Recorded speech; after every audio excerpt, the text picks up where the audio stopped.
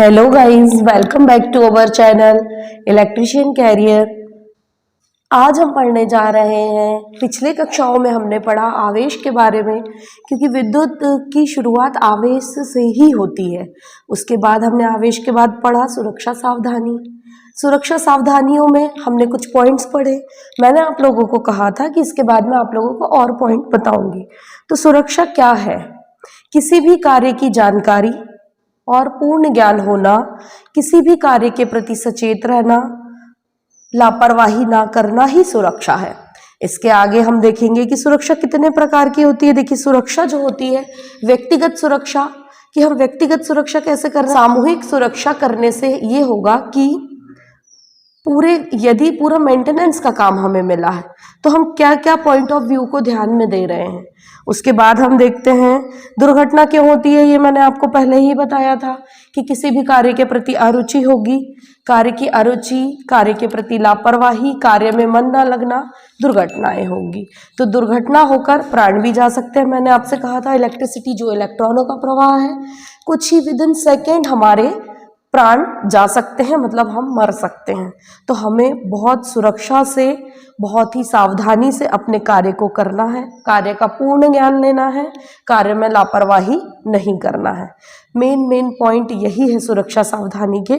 इसके बाद हम देखेंगे आप लोगों को कि इसमें क्या आप लोगों को और बताया जाना है। तो देखिए, यदि मान लीजिए आपको विद्युत झटका लग गया, तो विद्युत झटका लगने के बाद आप कैसे, मतलब कितने प्रकार की विधियों के द्वारा बचा सकते हो। तो कृत्रिम श्वास की मुख्यतः 4 विधि है। पहली Schafer, Sylvester, mouth to mouth, mouth to nose. ये विधियों के द्वारा आप कृत्रिम श्वास ला सकते हो। कृत्रिम श्वास लाने के लिए एक यंत्र भी प्रयोग किया जाता है जिसका नाम होता है रेसिप्रेटर। रेसिप्रेटर एक यंत्र है। रेसिप्रेटर के द्वारा आप कृत्रिम श्वास को ला सकते हो। जब भी यदि किसी भी व्यक्ति को इलेक्ट्रिक शॉक लग गया, तो इलेक्ट्रिक शॉक लगने के बाद उसे कभी तख्त पर नहीं लेटाना है, उसे सीधे जमीन पर लेटाना है। क्योंकि पिछले वीडियो में मैंने आपको बताया था कि विद्युत, हमारा जो शरीर है वो विद्युत का सुचालक है। तो जो भी हमारे शरीर में विद्युत धारा रहेगी वो भू स्थानांतरित हो जाएगी जमीन पर लेटाने से। जब भू स्थानांतरित हो जाएगी तो होगा क्या, इलेक्ट्रिक शॉक लगे हुए व्यक्ति के अंदर जो इलेक्ट्रॉन मतलब फ्लो हो रहे हैं वो जमीन में आ जाएंगे। जमीन में आने के बाद ये होगा कि हम क्या होगा, अब जैसे मान लीजिए हमें इलेक्ट्रिक शॉक लगा है, जमीन पर लेटाए हैं, तो हमारे शरीर की जितनी भी विद्युत धारा है वो स्थानांतरित हो गई, तो हमें थोड़ा रिलीफ मिलेगा। उसके बाद Schafer, Sylvester, mouth to mouth, mouth to nose विधि के द्वारा हम कृत्रिम श्वास वापस ला सकते हैं। और प्राथमिक उपचार भी दे सकते हैं। प्राथमिक उपचार क्या है? डॉक्टर के घर ले जाने से पहले किया गया उपचार प्राथमिक उपचार कहलाता है। प्राथमिक उपचार करने से व्यक्ति की जान बच सकती है। जो गोल्डन आवर्स होते हैं, गोल्डन आवर्स जो होते हैं 30 मिनट्स होते हैं। गोल्डन आवर्स के बारे में भी कभी क्वेश्चन आ सकता है कि जैसे ही कोई व्यक्ति इलेक्ट्रिक शॉक से पीड़ित हुआ, सबसे पहले उसे डंडे की सहायता से बाहर करेंगे। जैसे ही वो डंडे की सहायता से हमने उसे हटाया, यदि खुद पकड़ने जाएंगे तो विद्युत धारा क्या होती है, मतलब एक दूसरे को पकड़ती है। तो जैसे ही आप यदि उसे हटाएंगे खुद से पकड़ के, तो आप भी विद्युत धारा में, इलेक्ट्रिक शॉक का शिकार हो जाएंगे। पर यदि आप उसे डंडे की सहायता से हटाएंगे, तो डंडा मतलब लकड़ी, और लकड़ी होता है इंसुलेटर, तो आप वहां से हट जाएंगे। और हटने के बाद क्या होगा, आप वहां से जैसे ही उस व्यक्ति को डंडे की सहायता से हटा सकते हैं। फिर उसे जमीन में लेटाना है। यदि हालत बहुत ज्यादा खराब है तो उसे जमीन पर लेटाना है। और गोल्डन आवर्स जो होते हैं 30 मिनट्स के होते हैं। तो गोल्डन आवर्स में मतलब व्यक्ति की यदि प्राथमिक उपचार सही से मिल गया तो व्यक्ति की जान भी बच सकती है। तो हमें हमेशा कोशिश करना है कि हम और हमारे आसपास के जुड़े व्यक्ति हैं, कार्य के दौरान उनकी जान की हानि ना हो, कार्य में सतर्कता बरतना है। सुरक्षा सावधानी के अंतर्गत ये सब चीजें मैंने आप लोगों को बताया। कृत्रिम श्वास के बारे में भी बताया और सावधानी में हमें क्या क्या अपनाना है ये भी बताया।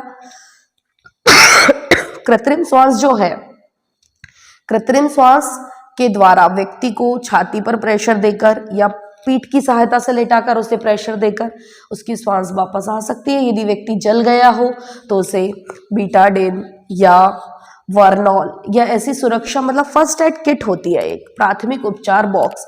उस बॉक्स में हम ऐसी चीजें रखें, कम से कम 10 से 15 चीजें होती है प्राथमिक उपचार बॉक्स में।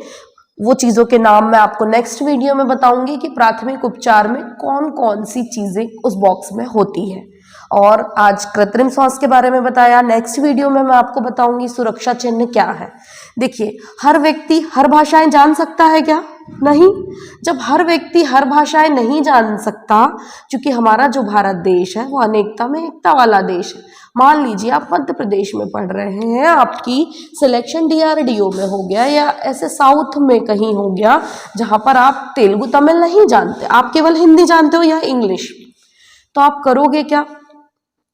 तो हिंदी और इंग्लिश जानते हो तो सुरक्षा चिन्ह क्यों बनाए जाते हैं? सुरक्षा चिन्ह इसीलिए बनाए जाते हैं कि व्यक्ति उन चिन्हों के माध्यम से जानकारी ले सके कि उस सुरक्षा चिन्ह में क्या कह रहा है व्यक्ति। अब देखिए, ये सुरक्षा चिन्ह जो होते हैं ये निषेधात्मक होते हैं, आदेशात्मक होते हैं, सुरक्षात्मक होते हैं, चेतावनी चिन्ह और सूचना चिन्ह।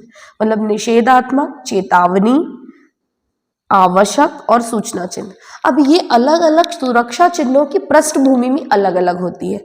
हमारे पास एक चार्ट है, उसके माध्यम से हम आपको सुरक्षा चिन्हों के बारे में बताएंगे कि सुरक्षा चिन्ह क्या होते हैं, इनकी पृष्ठभूमि क्या होती है।